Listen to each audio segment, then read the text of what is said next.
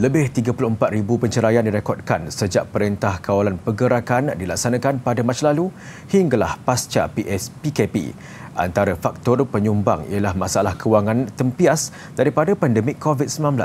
Maka perbalahan dan keganasan rumah tangga pula menjadi ruang untuk melepaskan tekanan, seterusnya menyumbang kepada keretakan rumah tangga. Tahun 2020 yang dinanti-nantikan membawa 1,000 harapan. Kini menjadi tahun yang membawa pelbagai cabaran baik dari segi ekonomi maupun sosial. Tidak dapat dinafikan pandemik COVID-19 bukan sahaja merubah lanskap ekonomi dunia yang menyebabkan ramai berdepan masalah kewangan.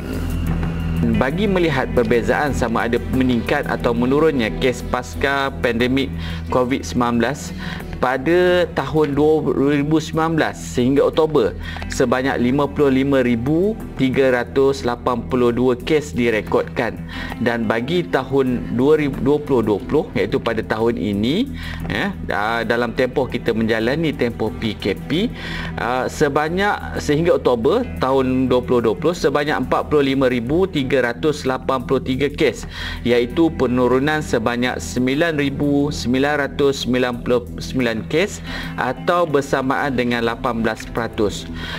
Suka saya ingin kongsikan di antara faktor penurunan kes ini adalah disebabkan oleh tempoh PKP yang menghadkan pergerakan, dan pada masa yang sama Mahkamah Syariah sentiasa menekankan aspek keselamatan.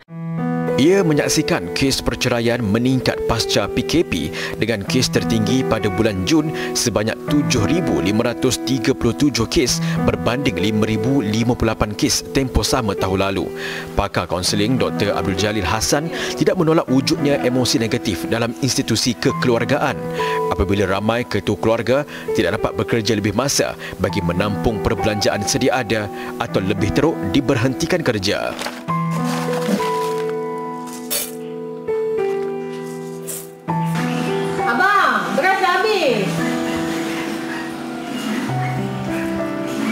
Dan ini menimbulkan perasaan takut, panik, marah dan pelbagai emosi negatif yang lain yang sekiranya tidak dikawal akan menyebabkan isu-isu yang lebih serius dalam kehidupan kita.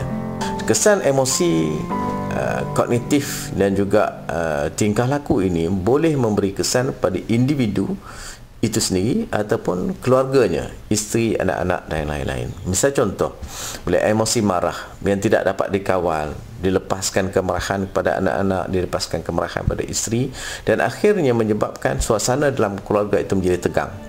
Bang, cantik tak handbag ni? Awak banyak benda lagi aku nak bayar ni, kau tahu? Tanya je, kau nak beli pun. Mendepani cabaran ini, penting buat pasangan suami isteri membuat pengurusan semula kewangan masing-masing. Terdapat platform seperti agensi kaunseling dan pengurusan kredit AKPK bagi membantu urusan bebanan hutang mengikut kemampuan. Sebagai contohnya, kita tengok kalau kita sebelum ni membayar kad kredit, for example, kita membayar kad kredit RM550 sebulan.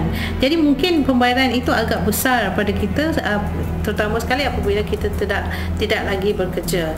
So setelah berunding dengan bank dan juga pihak KPK akan berunding dengan bank dan melihat kemampuan anda, mungkin anda hanya boleh membayar RM100 sebulan. Jadi ada juga dan ada kelonggaran di sana, dan mungkin duit itu boleh digunakan untuk kelangsungan hidup. Jadi kita ada peace of mind, orang kata ya. Selain itu, pengurusan kewangan melalui AKPK juga dapat mengelakkan seseorang individu itu dikenakan tindakan undang-undang yang boleh mengakibatkan muflis.